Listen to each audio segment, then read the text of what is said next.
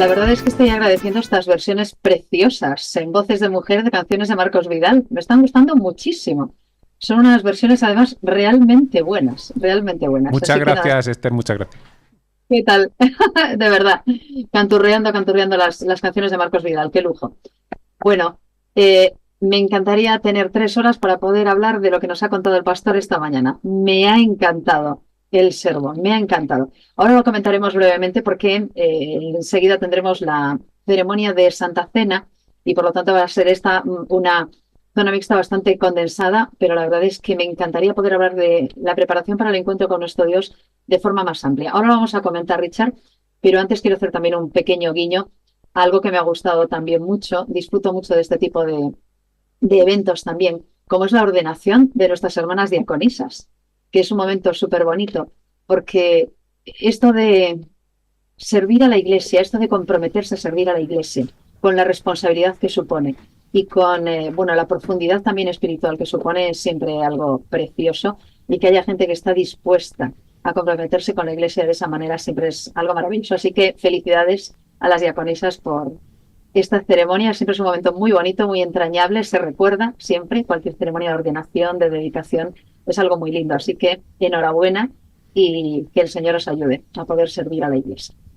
Qué buena idea, Richard, hablar de preparación. Lo digo porque a lo mejor es una idea que puede resultar un poco chocante, ¿no? Cuando hablamos desde la perspectiva teológica. Me encanta que haya empezado el pastor en Amós 4:12, ¿no? Prepárate, Israel, para venir al encuentro de tu Dios. Porque, claro, hay diferentes perspectivas y esto lo tenemos que encuadrar bien, ¿no? Habrá quien diga, bueno, como soy salvo por gracia, ya está, ¿verdad? Ya no tengo que hacer nada, soy salvo por gracia, con lo cual me siento y espero a lo que vaya ocurriendo, espero a los eventos que se puedan producir. O puedo, como hacemos los seres humanos habitualmente, irme al otro extremo y decir, bueno, como necesito también, claro, pues hacer algo, al parecer, porque claro, hay mandamientos, hay peticiones por parte de Dios, pues claro, me tengo que preparar para, entonces me dedico pues a cumplir cosas, a hacer cosas y convierto mi Ujú. vida pues en una suerte de jaula de normas que al final también me acaban llevando por otro camino. Sin embargo, el pastor hoy, de una forma extremadamente inteligente, de una manera realmente bien planteada, nos dice que tenemos que hacer algo. Y además nos hace unas cuantas preguntas. ¿Estaréis a la altura de este encuentro? ¿Estaréis preparados? Y entonces, ¿qué hacemos? ¿Y cómo me preparo? ¿Qué preguntas tan interesantes? Y luego nos ha llevado pues al eh, desarrollo de esta idea, ¿no? Con esos 3 pasos que nos ha invitado a hacer. ¿Cómo te ha sonado, Richard? ¿Y qué primera impresión tienes de lo que nos ha contado el pastor? Bueno, pues he disfrutado muchísimo del sermón. Me ha encantado, me ha Sí, encantado. un sermón muy propio de Santa Cena, pero muy propio para cualquier momento, en cualquier instante, porque el prepararnos para el encuentro con el Señor tiene que ser algo que esté en nuestra vida constantemente. Me ha gustado mucho porque ha centrado en mí el problema en la preparación para encontrarme con el Señor.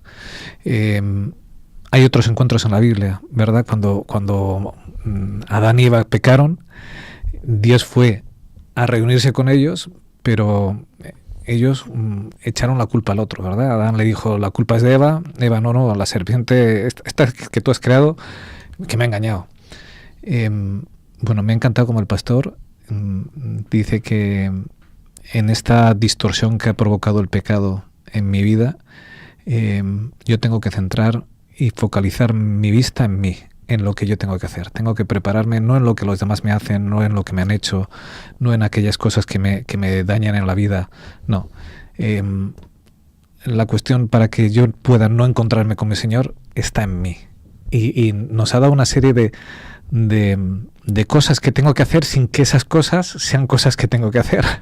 No sé si soy capaz de explicarme, pero porque son cosas que yo necesito aportar en mi vida, pero no como una lista de rutinas diarias. A ver, he hecho esto, vale, ya estoy preparado. No. Eh, es algo que tiene que nacer en mi corazón, que tiene que estar, nos ha hablado de arrepentimiento, algo que tiene que brotar en mí necesariamente, el reconocer mi situación como pecador, que necesito arrepentirme, necesito que Dios me transforme, que me modele diariamente, el no darme satisfecho nunca, ya he llegado a la medida, no, más bien un poco lo que decía Pablo, ¿verdad? Olvidándome lo que queda atrás, prosigo, ¿vale? Continuamente, prosigo, nunca tengo que estar satisfecho con lo que Dios ha hecho en mi vida, siempre hay cosas que seguir cambiando, porque cuando yo me comparo con cualquier persona, y lo ha dicho el pastor en el sermón, ¿verdad? Cuando yo me fijo con cualquiera, vale, pues a veces me puedo colocar a la altura, pero cuando me fijo con Dios, ¡wow! Es como ese niño que se acerca, ¿verdad?, a su papá, que mide 1,90 m y el niño mide escasamente 1 metro y mira para arriba y ¡wow!, lo que me falta. Esa es la sensación que yo necesito. En ese arrepentido es lo que yo siento. Necesito cambiar y transformarme continuamente. Y esto no es un venga, tengo que orar 3 veces al día. He orado por la mañana, oré por la tarde, he orado por la noche y ya estoy preparado. No, es un necesito que Jesús sea mi amigo. Necesito hablar continuamente con Él. Contarle pues lo insatisfecho que estoy con cómo soy, cómo quiero que Él me transforme y me cambie, y que eso sea algo natural que me brote, no como una norma, sino como algo que yo necesite, que Dios actúe en mi vida. No sé, es que tampoco quiero abarcar aquí de inicio, pero me ha encantado el tema, como ha mencionado la oración, cómo lo ha mezclado todo, el arrepentimiento con la oración, con el estudio de la palabra, que es algo que todos sabemos, pero que necesito convertirlo en algo que sea mi rutina, mi forma de leer esa carta de amor de Dios. Yo de vez en cuando me abro el WhatsApp y me miro los mensajes de mi mujer de hace meses y me voy mirando las cosas que me escribe y digo, hay que ver lo que me quiere. Pues coger de esa misma forma, abrir la carta de Dios, la palabra de Dios, y buscar ese amor de Dios en todo momento. Hay que ver lo que Dios me ama, cómo me quiere, cómo me cuida, cómo me da instrucciones, cómo me advierte de peligros. No como una rutina. El pastor, yo creo que nos ha llevado a ese punto en el cual me tiene que brotar el buscar a Dios porque Él me amó primero. Fíjate que, y estoy leyendo el título que nos acaba de poner Juan Luis de fondo, ¿no? Prepárate para el encuentro con tu Dios, que es el título del sermón. Esto implica, entre otras cosas, que queramos tener un encuentro, ¿verdad? Uh-huh. Es decir, estamos hablando de una intención. Yo quiero encontrarme con Dios. Claro, la pregunta sería, ¿realmente quieres encontrarte con Dios? Y a partir de ahí, si realmente quieres hacerlo, ¿cómo te puedes preparar? La Biblia dice que hay que prepararse para. Y nos ha llevado el pastor también, pues por el paseo, en determinados momentos de la historia, nos ha llevado a Juan el Bautista, nos ha llevado a Moisés, nos ha llevado a ese encuentro también del inicio al que aludías, ¿no? De Adán y Eva. Pero nos ha dicho, si realmente quieres encontrarte con Dios, que está muy bien, es el primer paso, tienes que prepararte, algo hay que hacer. Y es una idea, insisto, muy interesante porque es como muy luminosa, ¿no? Que tiene muy poco que ver con la idea del legalismo, con la idea de hacer cosas para o de intentar ganarte algo. Estamos hablando de otra cosa. Te quieres encontrar con alguien a quien deseas ver, te quieres encontrar con alguien que te ama y a quien amas. Y por lo tanto, la idea del encuentro es completamente distinta. Y todo lo que vayas a hacer para ese encuentro y esa preparación, ese proceso de arrepentimiento, ese proceso de santificación, ese proceso de adoración, por una parte son algo continuo, es algo que no tiene fin y es algo que haces realmente por amor, lo cual, Richard, cambia bastante las cosas, ¿no? Claro, lo cambia todo. Además, es prepararme en base a lo que Él quiere que yo tenga en mi vida, ¿vale? Porque yo puedo esperar la venida de Jesús y no prepararme para ella. ¿Os acordáis en la parábola de aquellos que fueron invitados a la boda y uno apareció con su propio vestido, con él, yo traigo aquí lo mío, esto es suficiente, con esto voy como un pincel, ¿verdad? Y se le echa, porque cuando tú no te has preparado conforme el novio te dice que tienes que ir, cuando tú no has buscado el arrepentimiento, cuando tú no buscas la oración, cuando no buscas la unanimidad con tus hermanos, el amor común que nos ha hablado el pastor, sino lo que dices es, con lo que yo tengo es suficiente y con esto Jesús me tiene que aceptar porque yo soy así y no puedo cambiar, ¿verdad? Esa frase que es muy, muy típica en todos, pues me he equivocado. Jesús me dice, prepárate y prepárate conforme yo te digo que quiero que seas. Y el pastor nos ha ido pasando por toda una serie de instrucciones que Dios, en distintos encuentros, esta mañana hablamos de encuentros, ¿verdad? Con Natanael, con Felipe, con Andrés, en distintos encuentros nos va diciendo qué es lo que espera de nosotros, ¿vale? Cómo Él puede ayudarme para prepararme al encuentro, porque en definitiva, incluso cuando yo me preparo, no soy yo quien me preparo, es el Espíritu de Dios quien me prepara. Él es quien lo hace todo en mí. Entonces, hay encuentros que nos van indicando qué es lo que necesito y nos lo ha dejado tan clarito. El pastor cogiendo en la Biblia ha sido tan útil y tan práctico que yo creo que yo lo siento por todos los que vayan a ver a partir de hoy este mensaje, porque no tenemos excusa ya ninguno. Ha quedado tan sumamente clara.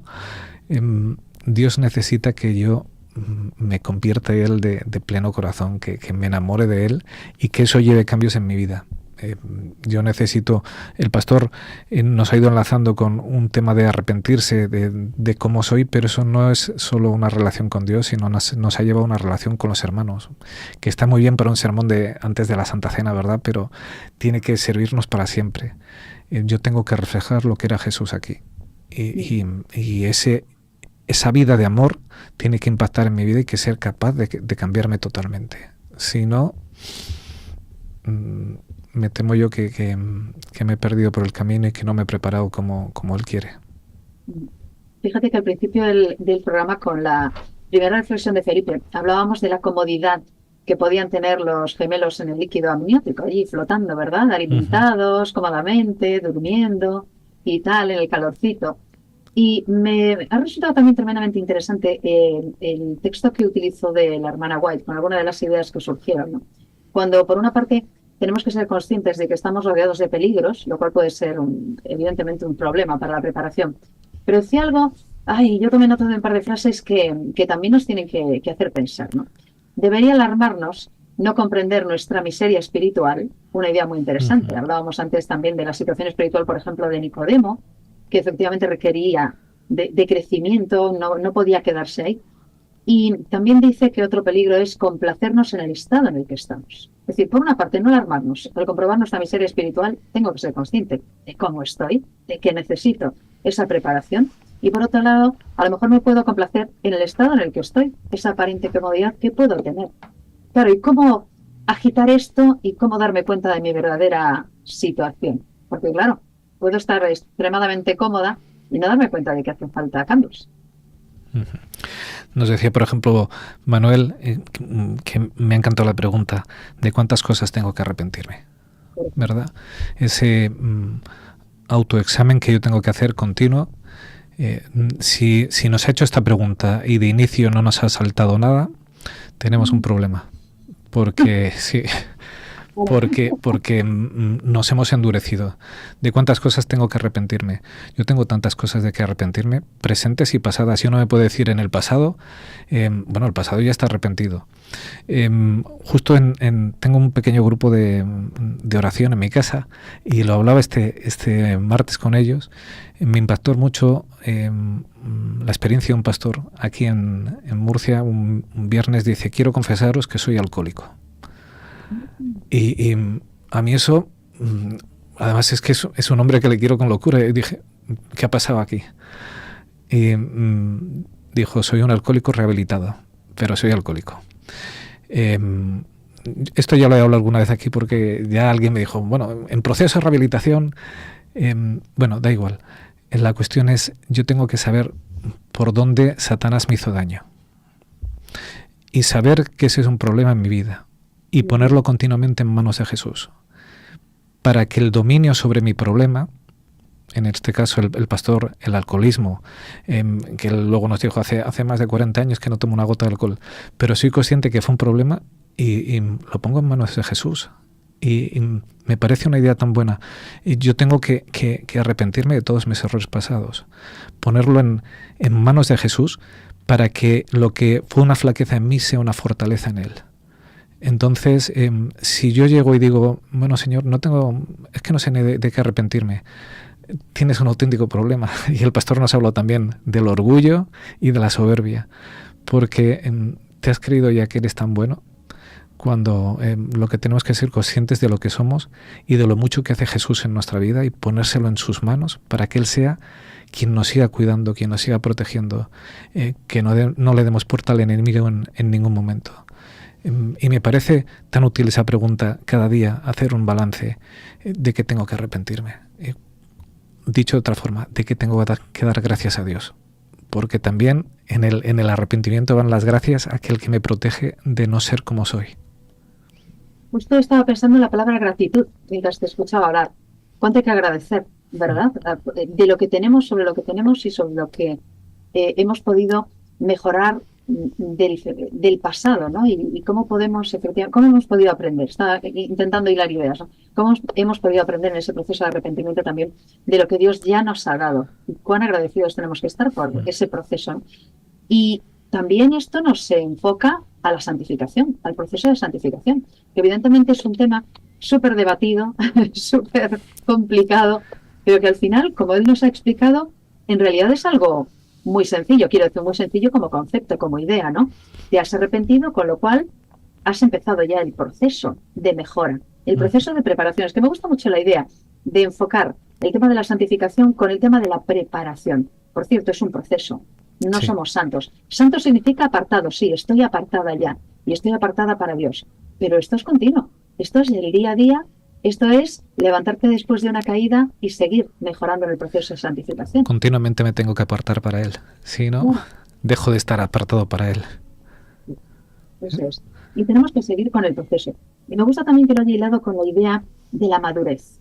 Sin santidad nadie verá a Dios. Nosotros estamos llamados a ser cristianos que maduremos. No ya maduros, que ya deberíamos estar algo maduros, pero bueno, a veces estamos tomando todavía leche o alimento, ¿verdad?, que todavía no se mastica y todavía tenemos que ir digiriendo esas cosas para poder pues seguir madurando en el proceso de santificación. Me parece una idea súper bonita. Un proceso que sea capaz de transformarnos. Lo que decíamos el texto antes de Pablo, no que lo haya conseguido ya, sino que prosigo. A mí me ha impactado la frase del pastor. Dice que la ha comentado varias veces, pero no me la había notado. El Evangelio de Dios, el Evangelio, si no te transforma, te deforma.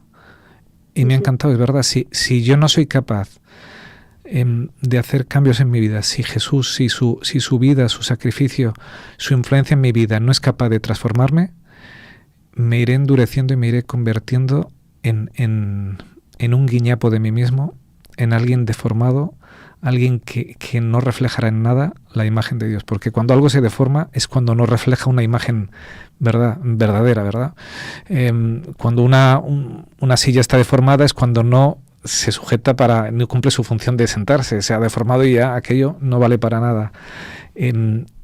Si yo no soy transformado por Jesús, me he deformado, ya no valgo para nada, no reflejo su imagen, pues como aquellos sacerdotes en el Sanedrín o como tantos cristianos que no han dejado que Jesús les transforme y han deformado la imagen de Jesús.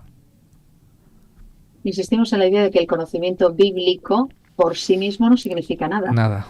Si transforma mi vida, puede efectivamente incluso deformarme. Fijaos lo que estamos diciendo, ¿eh? Y estamos invitando a todo el mundo a que se acerque al texto bíblico y a que profundice en él.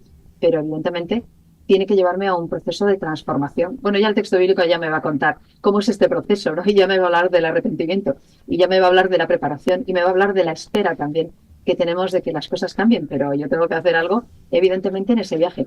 Y pensaba yo que una de las cosas que deforma es el tema de la imagen propia, de la concepción propia, ¿verdad? Acabaré justificándome a mí mismo, acabaré justificando mis fallos, acabaré, como nos decía el pastor también, mirando la paja en el ojo, ¿no? Y la viga en el otro, y bueno, acabaré viendo todo de forma completamente deformada. No veré cuál es la realidad y sobre todo no veré mi realidad, que es lo peor. No me daré cuenta de en qué situación estoy. Cuán importante es ese autoanálisis y ese llegar a la conclusión de cómo estoy, qué es lo que necesito y qué es el proceso, o cuál debe ser el proceso de preparación. ¿Cuánto daño hace esa soberbia que me hace sentirme superior a los demás, que me impide acercarme al otro, que me impide pedir perdón. Me ha encantado que el pastor nos ha encuadrado aquí el texto de seguir la paz con todos y la santidad sin la cual nadie verá a Dios. O sea, si yo no soy capaz de vivir en paz con mis hermanos, si no soy capaz de generar paz, y si yo no tengo un proceso de transformación en el cual Jesús va tomando posesión de mi vida poco a poco, engáñate a lo que quieras. Dice el texto bíblico, y a veces para entender un texto hay que darle la vuelta, no voy a ver a Dios. Me voy a quedar aquí diciendo, Señor, sin tu nombre, fíjate que nada. Necesito rebajar mi ego como lo hizo Jesús, y es que no es nada distinto a lo que él hizo. Jesús se rebajó siendo el más alto, se hizo humilde. Pues yo, que soy el más miserable de todos los hombres, no tendré que imitar a mi maestro, no necesitaré buscar esa humildad y no necesitaré buscar la paz con todo el mundo. Es que es tan evidente que no sé por qué nos cuesta tanto, ¿verdad? A veces... Porque estamos en proceso de preparación y muchas veces nos equivocamos, sí, incluso con las cosas que sabemos, ¿eh? Cuidado con eso, transforma de forma, es una idea realmente interesante para seguir pensando en ella y para seguir dando vueltas. Arrepentimiento, santificación y, aparece otra vez la adoración. Hemos hablado de adoración, ¿recordáis? Si veis habitualmente la iglesia en casa, recientemente hemos hablado mucho de adoración, hemos hablado de los salmos, del concepto de adoración. Y la adoración vuelve a surgir aquí como elemento para la preparación, para encontrarnos con Dios. Evidentemente, en la adoración está el reconocimiento de quién es Él. En la adoración está el proceso de reunión con Él. Está la oración también. Adoración y oración entremezcladas. Qué bonita idea. Podemos adorar en nuestra vida diaria, podemos adorar con lo que hacemos, podemos adorar también en esa relación con los demás. Cuán importante volver a hablar de la adoración. Y me encanta que lo hile con el encuentro personal. Mi encuentro personal con Dios es un encuentro en el que yo adoro a Dios. Y la adoración se manifiesta de esa manera. Qué bonita idea y qué forma además de hilarlo con mi vida, con lo cotidiano. Y esa adoración también nos habla de esa adoración individual y la comunitaria. Nos ha hablado de esa adoración que me lleva a la confesión con los hermanos, ha hablado de orar juntos y de buscar una unidad en la iglesia. Casi tenemos que ir terminando, ¿verdad, Juan Luis? Porque... Nos dice que sí. Sencillamente nos quedamos con esa idea. Cada día yo me la anoté al final como una conclusión. Cada día es una nueva oportunidad para un encuentro con tu Dios. Y en ese proceso estamos y espero que tú, yo, todos nos preparemos para ello. Vamos a dar paso ya a la capilla porque va a tener lugar la ceremonia de Santa Cena y sigue el programa y luego nosotros volveremos a encontrarnos ya en la próxima edición de la Iglesia en Casa. Así que Richard, un placer. Ya desde la creación. Desde aquí nos vamos a despedir. Bueno, esperando que Orángel y Lorimar puedan ver hoy a Martina sin ningún problema, que todo vaya bien, que estén felices y deseando a todos nuestros oyentes que nos preparemos para el encuentro del Señor, que un sábado, no dentro de mucho, podamos abrazarnos todos juntos, felices, junto a nuestro Dios, en ese día maravilloso en el cual le diremos, tú eres nuestro Señor, en ti hemos esperado. Nos vemos la semana que viene, dejamos ya con la capilla y desde ahí vamos a ver el final de la Santa Cena el próximo sábado aquí, 10 en punto de la mañana, nos vemos en la Iglesia en Casa. Que Dios os bendiga. Igualmente. Juan Luis, gracias.